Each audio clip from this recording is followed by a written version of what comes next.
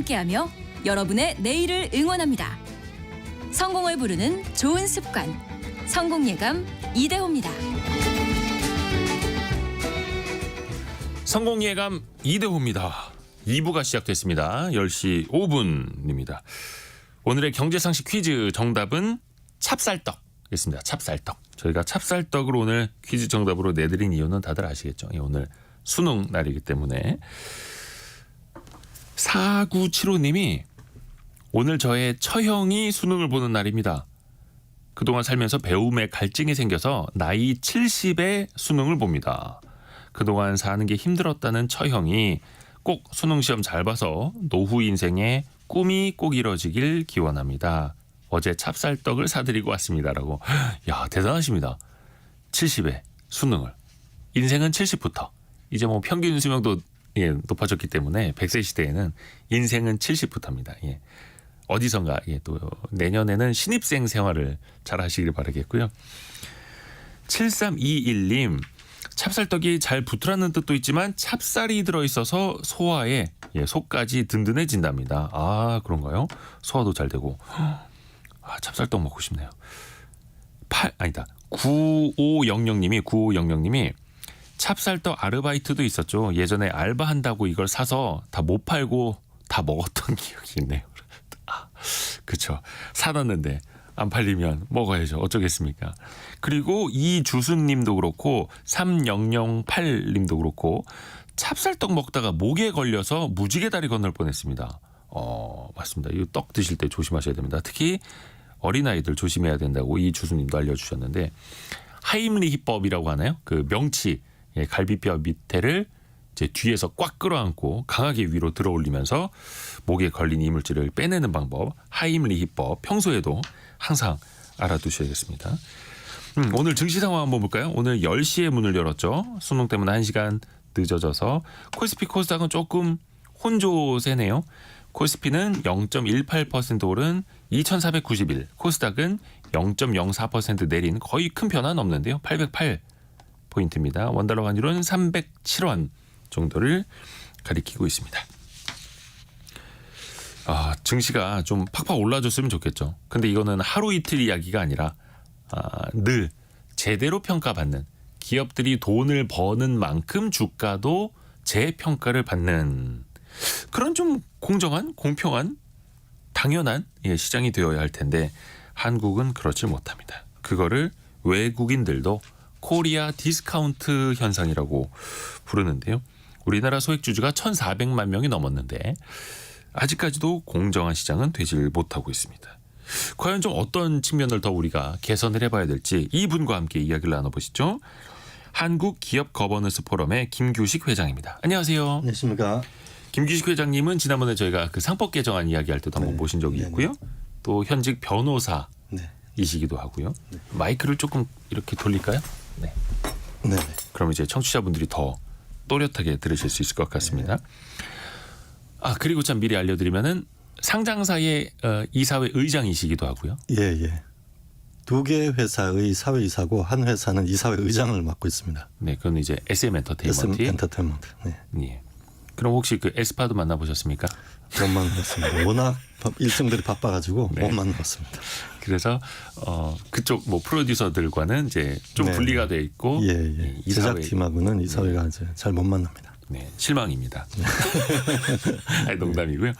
최근에 한국기업거버넌스 포럼에서 서명운동을 좀 벌이고 계시는 게 있어요. 네. 어떤 겁니까? 좀 소개 좀 해주세요. 상법에 이사의 주주에 대한 충실 의무를 도입하자. 네.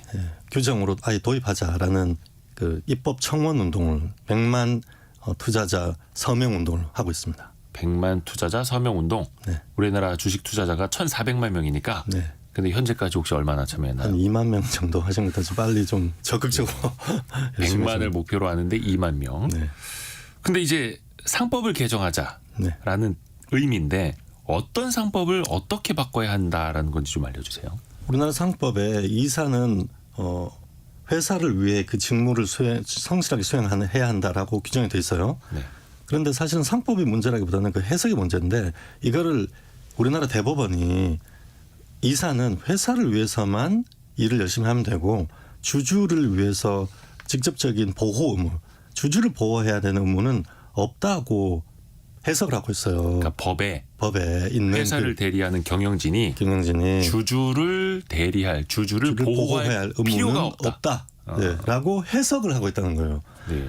그런데 그래서 이제 주주는 회사의 구성원이 아니다라는 관념이 있는 거죠. 주주는 회사 사람이 아니라고 생각하는 거죠. 그런데 회사라는 게 그 자본과 노동 결합돼 있어서 임직원과 자산과 주주가 네. 모두 결합된 조직이잖아요. 그렇죠. 주주총회가 회사 내부의 기관이고 최상위죠. 최상 기관이잖아요. 회사의 주인이기도 하고. 네. 그래서 주주는 당연히 회사의 일원인데 이사가 어떻게 주주를 보호할 의무가 없냐, 말이 안 된다라고 해서 여러 가지 사실상 지금 학계에서는 그러한 법원 해석이 좀 문제가 있다는 논의가 있는데 그 판례를 변경하기 너무 오래 걸리고 또 법원이 보수적인 집단이기 때문에 판례 변경하는데 오래 걸리니 이것이 잘못됐다는 차원에서 아예 그냥 법에다가 이사는 회사뿐만 아니라 주주에 대해서도 충실 의무를 부담한다라고 그냥 도입을 하자라는 차원으로 입법 운동을 하고 있습니다. 이사들이 회사를 위해가 아니라 회사와 주주를 위해. 그러니까 사실 몇 글자 한 대여섯 글자만 더 넣는 거예요. 그렇죠. 네. 근데 이게 사실 되게 힘들더라고요. 저도 지켜보고 있습니다만. 그러면 주주를 위해 그 직무를 성실하게 수행해야 한다라고 법 몇 글자를 고치는 것. 이게 우리나라만 지금 이 필요성을 느끼는 건지 다른 나라는 어떻습니까? 다른 나라는 사실상 이런 필요가 없죠. 그리고 특히 영국, 미국 그중에서 미국도 사실은 이런 주주 운동, 주주 권리를 되찾기 위한 주주 권리가 침해되는 것을 막아내고 주주가 이사회를 똑바로 복구하는 그런 운동을 한 지가 한 100년 됐습니다. 그래서 그 역사를 보면은 오랜 투쟁을 했고 그래서 판례가 하나씩 바꿔왔는데 현재의 상황에서는 OECD 국가에서는 한국에서 벌어지고 있는 이런 주주 권리 침탈 행위가 없죠. 불가능합니다. 그 예를 들어서 이런 거죠.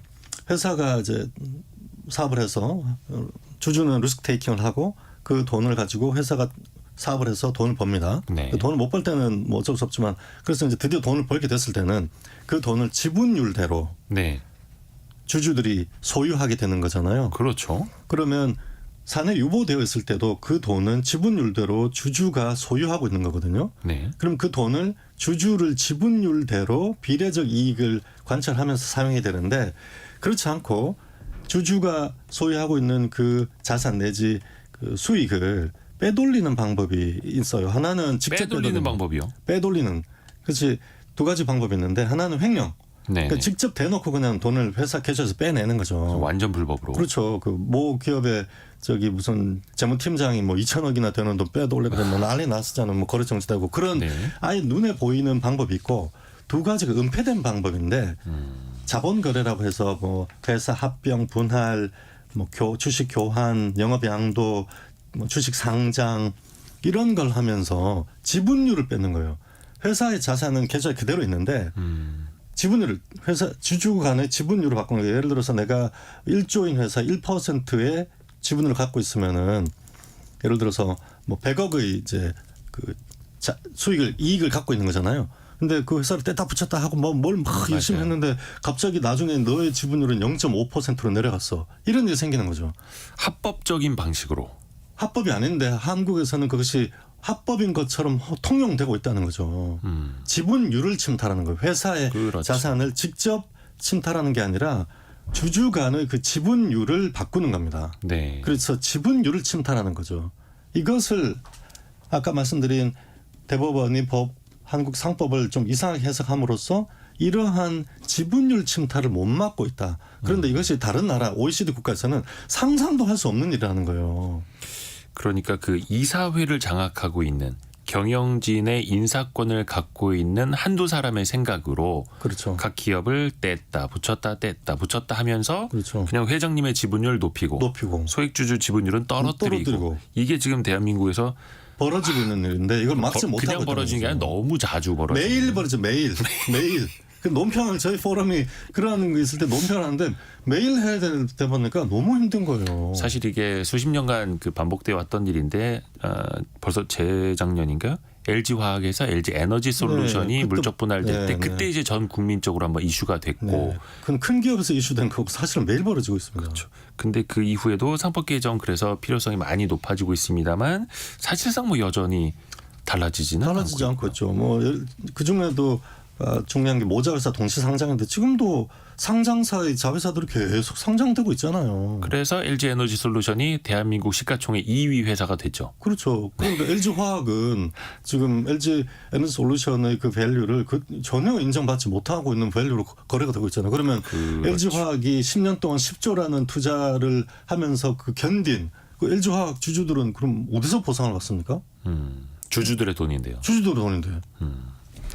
그렇게 해서 소액 주주들은 계속해서 지분율이 강탈이 되어가고 되어 있는 왔고 지금도 그렇게 벌어지고 있는데 그거를 대법원 판례가 이걸 막아주지 못하고 있으니 그냥 그래서 법으로 박아버리자는 거예요. 말이 안 된다.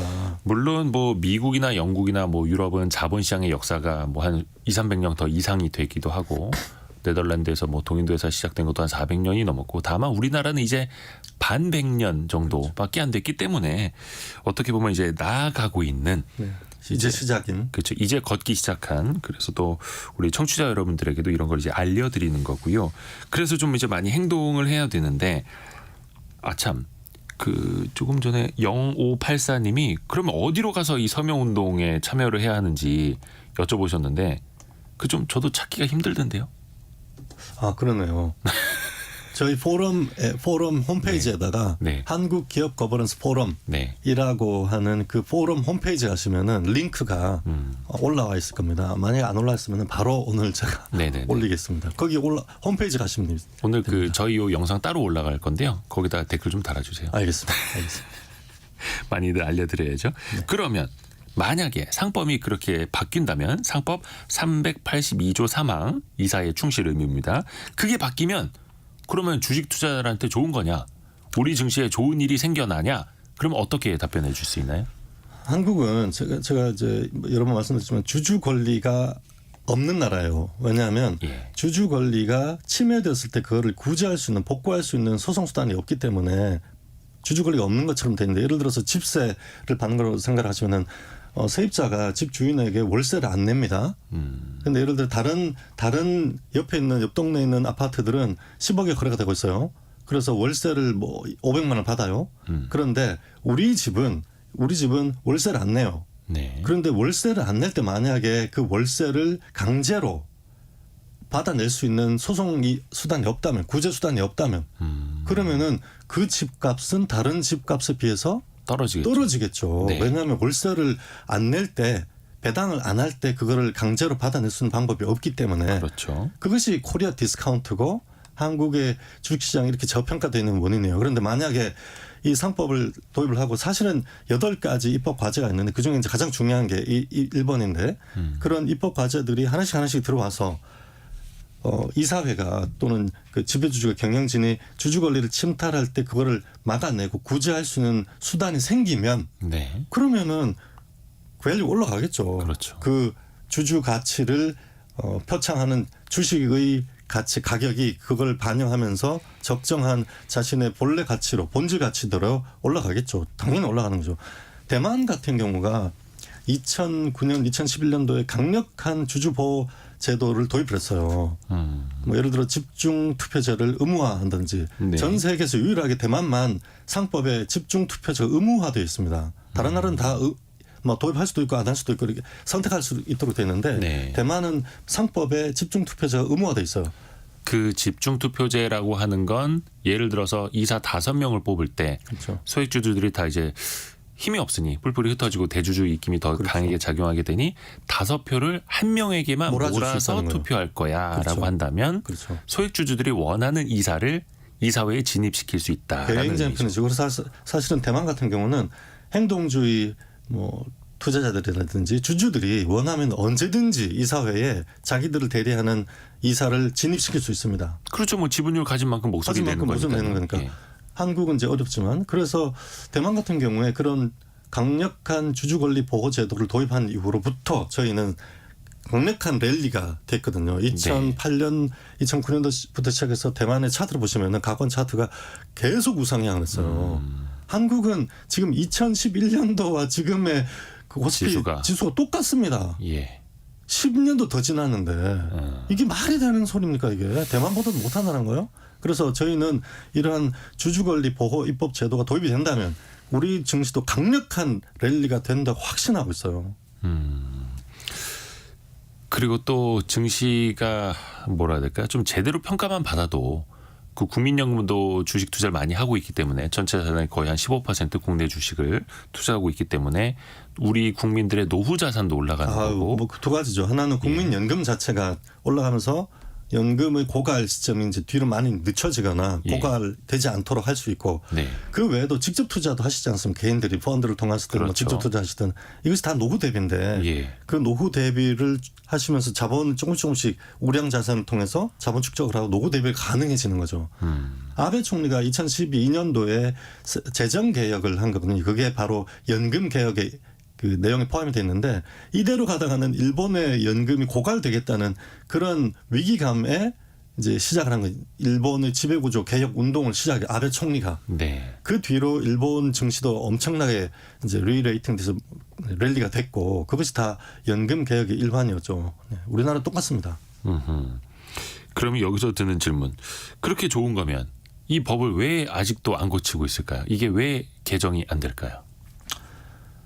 뭐 이 지금 상태, 지금 지배 구조가 이 상태에서는 예. 경영진이 한국의 소위 이제 지배주라고 하는 창업자 가문 네. 이 경영권을 사실상 세습하고 있고 경영 책임을 안 지고 있어요. 네. 너무 좋잖아. 그러니까 사실은 상장을 하면은 경영진이 경영 성과에 대해서 임기마다 평가를 받고 다시 재임이 될 것인가 아니면 해임이 되고 새로운 경영진이 들어올 것인가를 매 임기마다 그 임기가 보통 3년에서 5년이니까 네. 3년에서 5년마다 그 민주주의 정부가 선거하듯이 매년 매 임기마다 평가를 받는단 말이에요. 성과 평가를 받는단 말이에요. 네. 그래서 만약에 성과가 저조하가 그러면은 새로운 이사진이 들어와야 되고 새로운 경영진이 들어오잖아요. 한국은 그런 경영 책임을 안 지는 나라입니다. 무력화돼 이사회가 무력화돼 있고 배당을 하지 않고 또 최악의 경우는 회사에 들어와 있는 자산을 빼돌리거나 지분율을 침탈하더라도 아무런 책임을 지지 않을 수 있기 때문에 너무 좋잖아요. 이런 이 상태가 너무 행복한 거지. 이걸 잃고 싶어 하지 않을 거 아니에요. 그러니까 뭐 강력한 저항이 있다든가 또 이러한 지배구조 문제를 바꾸는 것에 대해서 그 국회의원들도 뭐 큰 관심을 안 보이고 있는 상황인 거죠. 네. 그 이상욱님이 그 청원 동참하러 들어가려고 하는데 그 링크를 찾을 수가 없다라고 하셔가지고 죄송합니다. 제가 방금 그 말씀 듣는 사이에 저희 KBS 1라디오 그 실시간 채팅창에다가 제가 주소를 올려드렸습니다. 이게 클릭이 되나 모르겠네. 예, 일단 링크를 그쪽에다 올려드렸습니다. 고맙습니다. 네. 실시간으로 라디오 방송도 하면서 유튜브 채팅창에도 글을 올려주고 있는 MC는 이대호 이사님. 네. 감사합니다. 고맙습니다. 근데 이거 좀 많이들 관심을 갖고 근데 사실 이게 오해하시는 분들이 있는데 기업의 경영권이나 기업의 자율권을 침해하거나 일부 소액주주들이 기업의 발목을 잡는다거나 또 이렇게 또 오해하실 수도 있어요. 두 가지 말씀드리고 싶은데 네. 경영권은 주주가 이사회에 사업을 하라고 부여한 권한이에요. 네네네. 경영권이라는 거는 주주가 임기마다 이사회에 부여한 위임하는 권한인 거지. 그것이 무슨 권리처럼 사적인 재산권처럼 거래되는 뭘 공격하고 이런 게 아니에요. 예를 들어서 선거권이라는 게 정권 네. 뭐 뭔가 우리 현재 정부 윤석열 정부에 대해서 정책에 대해서 뭐 문제가 있다라고 하면은 그 정부를 비판할 수 있잖아요. 네. 그러면 그것을 정권에 대한 뭐 공격이다 이렇게 생각하는 사람은 아무도 없잖아. 국민들이 정부가 임기 5년 동안 임기를 갖고 있고 그 5년 동안 하는 정책에 대해서 잘못되면 잘못됐다 잘 됐으면 칭찬을 하고 하는 거는 네. 정당한 국민으로서의 권리고 그렇죠. 경영권이란 거 똑같아요. 임기 동안 사업을 하고 경영을 할 수 있도록 주주가 이사회에 부여한 권한일 뿐입니다. 경영권이라는 게 없어요. 뭔 경영권을 공격을 해. 정권을 공격한다고 정권이란 말이 어디 있습니까? 정권이란 말은 5년 동안 국민들이 부여할 권한이었을 뿐인데 첫 번째 경영권에 대한 오해를 하지 말아야 된다. 두 번째 주주들이 무슨 얘기를 하는지를 들어보셔야죠. 어느 주주가 회사가 망가지라고 하겠습니까? 회사가 망가지면 자기 주식부터 주가 폭락하고 다치는데 배당해라. 회사에 쌓여 있는 돈을 성장하는 데 투자하지 못하고 있는데 왜 이거 돈을 들고 있냐? 또 비영업용자는 예를 들어서 성장하고 있는 뭐 그런 장비 회사인데 왜 갑자기 뭐 시가총액만큼의 부동산을 사가지고 눌러 앉아 있냐? 이거 왜 부동산을 갖고 있냐? 부동산 좀 팔아라. 예를 들어서 또 한국의 뭐 KTNG 같은 회사도 이제 최근에는 좀 달라지고 있죠. 그래서 뭐 계속 우주주 운동을 해서 비영업용 자산을 매각하고 있다고 하는데 네. 비영업용 자산들을 다 팔아야 돼요. 회사가 비영업용 자산을 갖고 있다는 것 자체가 이 살이 디룩 쪄가지고 비만하고 살이 쪄 있다는 거 똑같은 얘기거든요. 효율적이지 않은 사업. 그렇죠. 부분. 건강하게 만드는 겁니다. 주주가 대개 거의 99% 이상의 주주가 회사에 요구하는 거는 회사가 살을 빼고 건강하게 만들자. 그러니까 병 들어 있는 그 병증을 고치고 회사의 건강을 회복시키자는 얘기를 하는 거예요. 그러니까 두 가지를 잘 들어보셔야 돼요. 첫째, 네. 경영권이라는 건 없다. 허구의 개념이다. 네. 두 번째, 주주가 회사에 대해서 하는 대부분의 얘기는 회사를 병들어 있는 회사를 살이 디룩디룩 쪄 있는 회사를 건강하게 만들자는 얘기를 하는 거죠. 회사 잘못되라고 하는 그런 회사를 훼손하고 하는 얘기를 들어본 적이 없습니다. 그러니까 사실 정부가 국민의 목소리를 들어야 하듯이 회사는 주주의 목소리를 듣는 게 당연한 당연하죠. 왜냐하면 경영 책임이라는 게 있기 때문에 정권도 이 5년 동안 해가지고 국민들 마음에 안 들면 정권이 바뀌잖아요. 네. 회사도 똑같습니다. 5년 동안 경영을 해서 주주의 마음에 들지 않으면은 경영진을 바뀌어야 된다고요. 근데 안 바뀐단 말이에요. 한국은. 국민들이 정부를 바꿀 수는 있지만 주식회사의 경영진을 바꾸는 건 못 더 바꾸게 어렵죠. 됐다는 거예요. 더 못 바꾸게. 어렵죠. 법 제도가 예. 못 바꾸게 됐다는 거예요. 한국은. 그렇죠. 심지어 정부도 바꾸는 국민들인데 회사의 경영진을 못 바꾼다. 그러니까 한국의 국민들은 기업의 경영진도 이제 곧 바꿀 시대를 곧 당긴다고 저는 봅니다. 왜냐하면 이렇게 빨리 독재 정부를 무너뜨리고 민주주의를 만들어낸 국민이 없어요. 역사적으로. 근데 이거는 참고로 또 말씀드리면 주식회사 그리고 상장회사의 이야기입니다. 특히 그냥 주주가 한 명이고 개인 회사라면 그건 그냥 개인이 자기 알아서 하시면 하는 되는데 거죠. 네. 상장까지 시켜놓은 공개 기업으로서 그렇죠.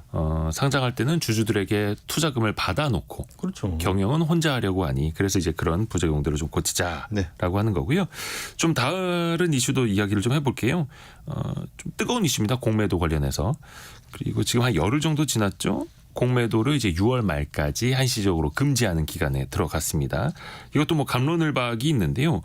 공매도 한시적 금지 조치 자체에 대해서는 좀 중간 평가를 해보자면 예, 회장님은 어떻게 생각하세요? 저는 공매도 관련해서 두 가지를 말씀드립니다. 첫째, 불법 공매도는 분명히 있었다. 그런데 그 불법 공매도의 그 규모가 크지는 않았단 말이에요. 그렇지만 불법 공매도는 있었고 그것을 적발하고 공매도 제도를 개선하는 것은 반드시 필요하다. 그러나 그 와중에 공매도를 전면 금지하는 거는 이거는 정말 어쩔 수 없는 불가피한 상황이라 하더라도 그 자본시장에 미치는 악영향이 너무 큽니다. 이거는 빨리 공매도 제도를 개선책을 내놓으시고 빨리 푸셔야 돼요. 지금 홍콩, 싱가포르에 있는 헤지펀드들은 그냥 한국에서 빠져나가고 있습니다. 예전에도 전면 공매도를 한 경우는 롱숏 헤지펀드 같은 경우는 숏 포지션을 해체하면 청산하면은 롱 포지션 매수 포지션도 팔아야 돼요. 아하. 그걸 두 가지가 쌍으로 들고 가기 때문에 그러니까 매수 매도를 같이 걸어놓는 하는 헤지펀드들이기 때문에 숏 포지션을 하지 말라고 하면은 공매도를 하지 말라고 하면은 매수도 하지 말라고 하는 거기 때문에 사놓은 주식들도 팔아야 됩니다. 그러면 현금을 들고 있을 수는 없으니까 한국 시장에서 빠져나가게 되거든요. 서서히 그런 움직임이 나올 겁니다. 이제 지금은 보고 있는데 그래서 저는 빨리 불법 공매도를 적발하고 그런 개선책을 제도화하시고 전면 공매도는 빨리 푸셔야 된다. 근데 그보다 더 중요한 게 있어요. 네. 왜 한국 개인 투자자들은 공매도에 대해서 이렇게 경기를 일으키는가? 그 이유가 따로 있습니다. 그래요? 그럼요.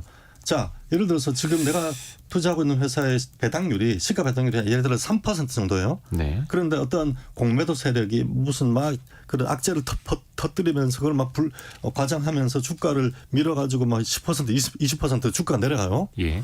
그러면 배당이 3%가 되었다면 주가 더 내려가면 배당이 4%로 올라갈 거 아니에요. 그렇죠. 시가 배당률이 높아지죠. 4% 5% 이렇게 올라갈 거 아닙니까? 그러면 버틸 수가 있어요. 나는 나는 주가가 오르는 것도 오르면 좋지만 나는 기본적으로 배당을 보고 들어왔기 때문에 배당률이 올라가면 더 살 수 있잖아. 네. 그러면 주가가 내리면은 오히려 고맙단 말이에요. 예. 그런데 한국은 배당을 안 한단 말이에요. 아하. 거의 모든 기업들이 개인 투자자들이 전부 주가 차익을 목적으로 투자를 하고 있단 말이에요. 이게 닭이 먼저지 달걀이 먼저인지 먼저는 하지만 모르겠습니다만 배당을 안 하니까 그러네. 배당을 안 하니까. 배당을 안 하고 기업들이 돈을 아무리 많이 벌어도 주주들에게 돌려주질 그런데 않으니 않으니 그 주주들은 뭐 분기나 반기나 연말을 기다리는 게 아니라 그냥 매매 차익만 매매 차익만을 목적으로 이거 주식을 들고 있는데 네. 공매도 세력이 주가를 내리면 완전 개털되는 거예요. 네, 전문 용어 나왔네요. 전문 용어 나오는 거죠. 그래서 한국의 개인 투자자들은 공매도에 대해서 다른 나라의 투자자들에 비해서 굉장히 민감할 수밖에 없는 겁니다. 그러네요. 네. 그러니까 사실 공매도 자체가 조금 기울어진 운동장인 측면도 있고 그걸 악용하는 불법 공매도도 있었고 그걸 있지만. 빨리 바로 잡아서 공매도의 순기능만 좀 남도록 그렇죠. 정부가 좀 빨리 해야겠습니다. 왜냐하면 내년 6월 말까지 한시적 금지인데 시간이 또 많은 것도 아닙니다. 많지 않죠. 예. 서둘러야 됩니다. 그런데 이 공매도 개선안을 이제 시작하신 거는 저는 잘하셨다고 생각하고요. 그런데 이보다 훨씬 중요한 문제가 있다. 배당을 하게 해야 된다. 네. 그렇죠. 예를 들어서 공매도로 해서 주가가 떨어지더라도 견딜 수 우리가 있도록. 받는 배당이 크게 그렇죠. 있으면 그렇죠. 주가 떨어져도 견딜 수 배당 줄 있잖아요. 때까지 기다리는 거니까요. 그리고 한 가지 말씀드리고 싶은 게 똑같은 룰을 만들어야죠. 예를 들어 개인 투자자와 헤지펀드들 간의 공매도 조건들이 예를 들어 상환 기간이든지 이자율이든지 뭐 비슷하게 룰을 비슷하게 만드는 것도 필요하다고 보지만 룰이 똑같으면은 프로 선수들하고 아마추어하고 그냥 완전히 똑같은 룰로 조건으로 플레이를 하면은 이길 수 있냐고요. 못 이깁니다. 그것도 좀 이야기를 해봐야죠. 그러면 우리나라가 기업들이 배당을 잘 안 하고 자사주 매입 소각도 안 하고 그러니까 주주 환원율이 낮다. 벌어서 주주에게 돌려주는 게 지금 세계 꼴찌 수준 아닙니까? 막 꼴찌입니다. 저기 개발도상국 국가들보다도 훨씬 더 떨어지는 심지어 공산주의 국가보다도 중국보다 더 낮은 주주들에게 돌려주지 않는 왜 대한민국 기업들은 벌어서 남긴 돈을 주주들에게 안 돌려줄까요? 첫째, 그것을 배당을 한다는 것이 의무라고 생각하지 않습니다. 자, 생각해보세요. 한국의 금융자산이 대표적으로 채권과 주식 있잖아요. 네. 그리고 이제 부동산은 뭐 자산이라고 하는 게 세 가지가 있어요. 부동산, 채권, 주식 있어요. 네. 자산에 투자한 이유가 이제 부동산 경우에 뭐 거주 목적도 있지만 그냥 투자 목적으로 생겼을 때 네. 거기서 나오는 현금 흐름을 누리려고. 뭐 월세를 줄 수도 있고. 그렇죠. 네. 자, 남의 집에 살면 월세를 내야 돼요. 네. 남의 돈을 갖다 쓰면은 이자를 내든지 배당을 해야 돼요. 그렇죠. 일반적으로 글로벌 자본시장에서 회사채 이자, 네. 회사채 이자의 2배를 배당해야 된다라고 나와 있어요. 배당률은 그게 주주 요구 수익률이라고 하는데 성장을 하든지 배당을 하든지 두 개 합쳐가지고 예. 성장과 배당을 합쳐서 회사채 금리 2배를 줘야 한다라고 되는 그게 의무. 남의 돈을 갖다 썼으면 이자를 주든지 배당을 하든지 둘 중에 하나 해야 되잖아요. 네. 그런데 한국의 기업들은 배당은 해도 되고 안 해도 된다고 생각해요. 그 관념 자체가 일단 완전히 잘못돼 있어요. 남의 돈을 갖다 썼으면은 주식으로 투자를 받았으면 배당을 해야지. 그게 책임이에요. 네. 그런데 일단 한국의 기업들은 그 관념이 별로 없다. 두 번째, 그보다 더 중요한 것이 배당을 하지 않으면 주가가 내립니다. 그래서 이렇게 코리아 디스카운트처럼 배당을 해야지 그 배당률에 따라서 밸류에이션을 하고 투자를 할 텐데 배당을 하지 않으면 그만큼 디스카운트 되니까 코리아 디스카운트 생겨요. 주가가 내려요. 주가가 내리면은 주주는 이 사진을 바꿀 수 있죠. 네. 그런데 한국은 이 사진을 바꿀 수가 없다는 거예요. 아하. 자사주 같은 여러 가지 제도적으로 경영 책임을 지지 않도록 제도적으로 만들어져 있다는 거예요. 그러니까 외국인이 봤을 때도 그렇고 대한민국 국민들 투자자 입장에서 봐도 그렇고 배당도 안 해. 우리가 경영진을 바꿀 수도 없어. 회사에 요구를 해도 묵살당해.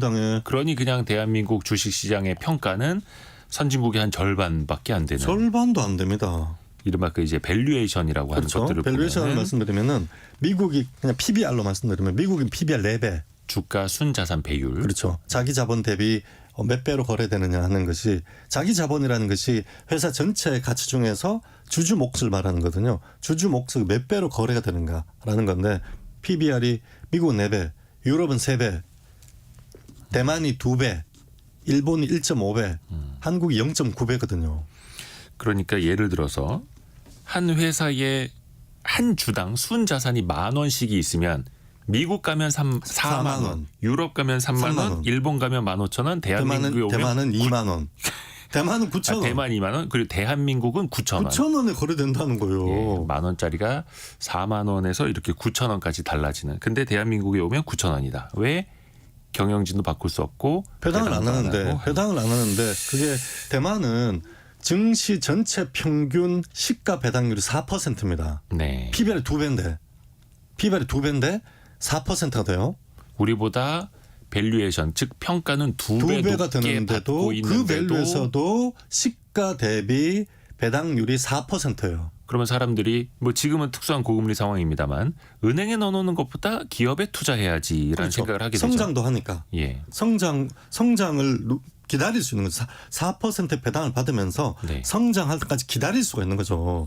그런데 배당을 안 하면 성장하는 동안은 성장을 누리지만 성장 안 하는 동안은 못 견디는 거예요. 주가 내리는데 못 견디는 거죠. 그렇게 돼 있다는 거예요. 최근에는 보면 기업들이 그래도 좀 배당을 하거나 아니면 자사주도 회사 돈으로 사서 이른바 소각을 하는 그렇게 해서 전체 주식수를 줄이는 그런 움직임도 약간은 일어나고 있지 않습니까? 거기 문제인데 배당을 일단 배당률 자체는 의미 있게 안 올라가고 있고요. 문제는 자사주 매입인데 이것도 이제 아주 중요한 문제인데 한국은 자사주를 경영권 방어 목적으로 쓸 수 있다고 대법원 해석하고 있어요. 법원이. 경영권 방어 목적으로. 네, 예를 들어서 자사주를 갖고 있는데 뭐 이유 없이 뭐 자기 아들한테 준다든지 네. 또는 우호 지분에게 그냥 매각한다든지 이런 식으로 예를 들어서 자 생각해보세요. 왜 배당을 안 하는 경쟁진을 못 쫓아내는가? 자사주를 왕창 들고 있기 때문에요. 네. 예를 들어 지분율이 20%밖에 안 된다. 그런 자사주가 없다. 그런데 배당을 안 한다. 그럼 갈아치울 수 있죠. 적대적 인수를 한다든지 뭐 주주행동 겁이 나가지고 배당을 하겠죠. 그 최근에 DI 동일이라는 회사가 이제 그 지분율 20%가 안 된단 말이에요. 네. 근데 자사주가 있는데 자사주에 대해서 계속 문제 제기를 하니까 부담스러워서 이제 주주 환원을 이제 하기 시작했단 말이에요. 네, 좀 달라지고 있죠. 달라지고 있죠. 저는 아주 정말 그 특별히 막 싸우지 않고 그 경영진이 주주의 요구를 받아들이셨단 말이에요. 저는 실제로 그래서 물론 이제 이게 특정 회사 이야기이긴 합니다만 그 회사 주가가 지금 거의 최고가를 그렇죠. 가고 거의 있어요. 바다 직전 저점 대비 한 70% 올랐습니다. 그러니까 시장에서의 평가가 이렇게 또 좋아지고 있다. 이렇게 공식에 해석을 그냥 하죠. 공식, 예. 수학 공식. 주주 환원하면은 주가 그냥 그대로 올라갑니다. 그는 수학 공식이고요. 그런데 문제가 자사주를 예를 들어서 이제 조광피혁이라는 박영옥 우리 어제 저기 그 이사님께서 인터뷰하셨던 박영옥 대표님 특정 기업을 말씀드려서 뭐 죄송합니다만은 그냥 객관적으로 거긴 자사주가 45%인가 있거든요. 그러니까 회사가 가진 100주 중에서 45주가 자사주입니다. 회사가 가진 주식이에요. 그렇죠. 자사주예요. 자, 자사주예요. 그런데 그 경영진의 특수관계인 포함한 실제 주식은 한 30%밖에 안 됩니다. 지분율이 높은 건 아니죠. 그렇죠. 그런데 이 자사주가 누구 거냐는 거예요. 원래 자사주는 회사의 그냥 뭐 자산이라면 지분율대로 주주들이 소유하고 있는 거니까 그 자사주 전체를 경영진의 지배주주를 위해서 활용하면 안 되는 거잖아요. 그러니까 자사주라고 있는 건 회사가 갖고 있는 자기 회사 주식인데 그렇죠. 회사가 곧 주주들의 것이니 그렇죠. 자사주 역시 주주들의 것이어야죠. 주주 전체를 위해서만 사용할 수 있단 말이에요. 네. 그런데 그것을 지배주주를 위한 또는 경영진을 위한 우호 지분으로 활용할 수 있다고 돼 있어요. 한국의 법원이 그렇게 해석을 하고 있어요. 그냥 약간 그 이사회를 장악하고 있는 대표이사가 좌지우지할 수 할 수 있는. 있다는 그걸 허용하고 있단 말이에요. 그러면 이사진을 바꿀 수가 없죠. 어떻게 그 투표를 해가지고 바꿔야 되는데 그거를 예를 들어 어느 정부가 독재 정부가 있어. 독재 정부가 있는데 그냥 1인 1표 하면은 언제든지 마음에 안 들면 정부를 바꿀 수 있잖아요. 그런데 네. 어떤 독재 정부가 나는 국민 전체 투표권의 45%를 내가 행사한다. 그러면 그 독재 정부를 어떻게 바꾸겠습니까? 못 바꾸지. 자사주를 경영권 방어 목적으로 사용할 수 있다고 돼 있기 때문에 자사주 매입을 해도 그것은 자사주 주주 환원이 아닌 걸로 되는 거예요. 그러니까 자사주 매입을 많이 한단 말이에요. 최근에. 그런데 자사주 매입을 아무리 해도 자사주 매입하는 동안 잠깐 주식이 오를 뿐이지 자사주 매입이 끝나면 다시 제자리로 돌아갑니다. 왜냐? 주주 환원이 아니기 때문에. 이걸 주주를 위해 쓸 건지 경영진을 위해 쓸 건지 모르기 때문에 주주 환원 인정하잖아요. 소각했을 때만 그걸 주주 환원으로 인정한다는 말이에요. 근데 소각률은 지금도 굉장히 미미합니다. 의미 있는 수준에 올라오고 있지 않아요. 소각률이 좀 올라오고 있긴 하지만. 남궁림님을 비롯한 많은 분들이 김규식 한국기업 거버넌스 포럼 회장님한테 지금 화나신 거 아니냐고. 네. 늘 화가 나 있습니다. 늘. 화난 거 맞습니다. 이건 부인을 할 수가 없는데 늘 사실 화가 나 있습니다. 대한민국 주식 시장에서 주식 투자를 하고 있다면 아마 다들 공이 느끼실 매일 만한 부딪히는 문제는 매일. 일들이어서 왜냐하면 이제 속된 말로 나의 재산을 누군가 갉아먹고 있다라고 생각을 하면 화가 안 날 수가 없죠. 생각해보세요. 내 재산권을 매일 누군가 호시탐탐 노리고 있고 내 재산에 조금씩 갉아먹히고 있다는 생각해보세요. 화가 안 나나. 그렇죠. 그래서 아까 그 모르시니까 화가 안 나는 거죠. 상법 382조 3항을 개정을 해야 된다라고 이야기한 거는 그래서 그냥 지분율을 가진 만큼 그렇죠. 지분율대로 표를 행사하고 지분율대로 목소리를 내고 지분율만큼 회사로부터 보호를 받아야 된다. 받아요. 만약에 이사회가 경영진이 지분율을 침탈했을 때는 네.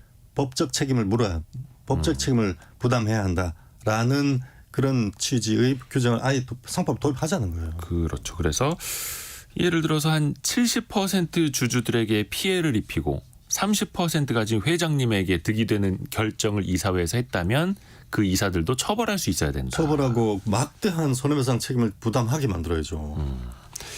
그런 방향으로 갈 수 있을지는 하여튼 좀 먼 길을 많은 1,400만 투자자분들하고 또 주주분들하고 같이 가야 하기는 합니다.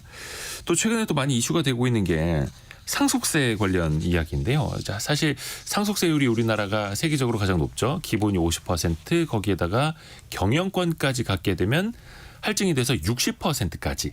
예를 들어서 100억 원을 물려받으면 40억 원만 가져갈 수 있고 그게 현금이 아니라 주식이더라도 그 낮아지는 지분율을 가지고 기업을 경영해야 하기 때문에 그래서 많은 경영자들이 회사를 자꾸 뗐다 붙였다 하고 소액주주들의 지분을 좀 뺏어오려고 하고 또 그렇게 반복되는 것 아니겠습니까? 그렇죠. 주가를 누리려고 두 가지인데 주가를 누리려고 하고 그래서 상속세를 줄이려고 하고 그리고 일반 주주들의 지분율을 뺏어오려고 하고 특히 이제 주가가 오르면 높아진 주가를 기준으로 세금을 더 많이 내야 하니 때문에 대주주들은 일부러 막 악재를 퍼뜨리거나 그렇죠. 회사 홍보를 잘 안 하고 실적을 빼는 거죠. 그 이제 주가 누른다고 이제 표현을 하죠. 네. 이거에 대해서는 좀 상속세율이나 상속세 방식에 대해서는 좀 어떻게 입장하세요? 첫째, 직접적으로 말씀드려서 한국의 60% 할증까지 붙인 그 상속세율이 글로벌리 가장 높은 건 맞아요. 그리고 말이 안 되는. 그런데 국세청 쪽에 물어보면은 그거는 경영권 프리미엄에 대한 과세라고 하거든요. 그리고 실제로 최근에도 YTN이라는 그 회사가 시가 대비 3배 높은 가격으로 경영권 프리미엄을 얹어가지고 거래가 됐단 말이에요. 네. 국세청이 보기에 경영권을 가지고 있는 그 창업주 가문은 경영권을 뺏기지도 않아. 그리고 그 경영권 프리미엄이 뭐 시가의 몇 배가 되는 프리미엄을 누려. 그럼 그 양도 차익이 돼가지고 과세하는 게 맞는 게 아니야? 현실은 그렇잖아. 그렇게 생각할 수 있죠. 국세청은. 네. 그래서 우리가 보기에는 세율을 낮추는 것이 필요하지만 그보다 훨씬 선행해서 네. 왜 그러면 경영권 프리미엄이라는 현상이 생기는가? 아하. 이걸 생각해야 되는 거예요. 경영권 프리미엄이라는 현상이 사라져야지 할증도 없앨 수 있고 상속세율도 글로벌 평균 뭐 30% 40%로 낮출 수가 있다는 거예요. 그럼 왜 경영권 프리미엄이 생기느냐? 경영 책임을 안 지거든요. 계속 말씀드렸지만 한국의 경영층들은 여러 가지 제도적인 그 왜곡된 법 제도, 주주 권리를 지킬 수 있는 그런 법 제도의 미비 또는 뭐 자사주를 경영권 방어 목적으로 허용한다든지 하는 법원의 태도 등등으로 말미암아 경영 책임을 안 집니다. 그래서 경영을 사실상 세습할 수도 있고 그렇죠. 주가를 내려도 그러니까 네. 자 들어보세요. 선진국의 같은 경우는 주가를 내릴 수가 없어요. 주가를 내리면 쫓겨나야 된단 말이에요. 경영 책임을 지고.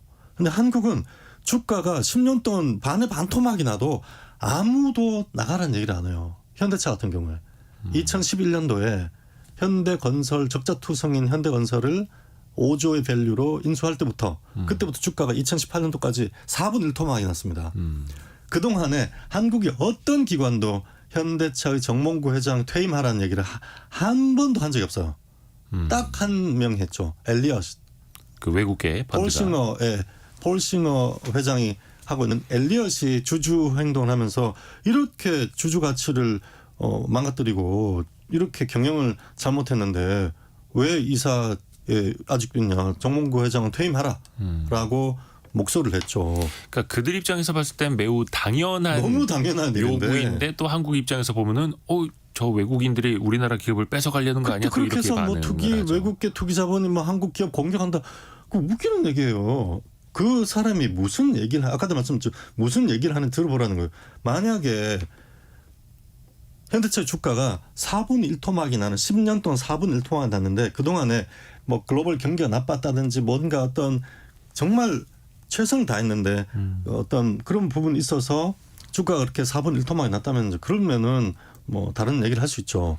그런데 그 10년 동안 경기가 좋았단 말이에요. 계속 양적 완화도 글로벌 경기가 좋았는데도 불구하고 왜 4분 1토막이 났느냐에 대해서 해명을 하든지 주주를 설득할 수 있는 해명을 하시든지 아니면은 퇴임을 하시든지 이렇게 돼야 되는데 한국은 그게 안 된단 말이에요. 자, 이러한 현상을 해소해야 된단 말이에요. 경영권 프리미엄이라는 걸 얻고 주가가 내리거나 경영 성과가 나쁘면 경영 책임을 질 수 있는 법 제도적 환경을 만들고 네. 그다음에 상속세를 내려야죠.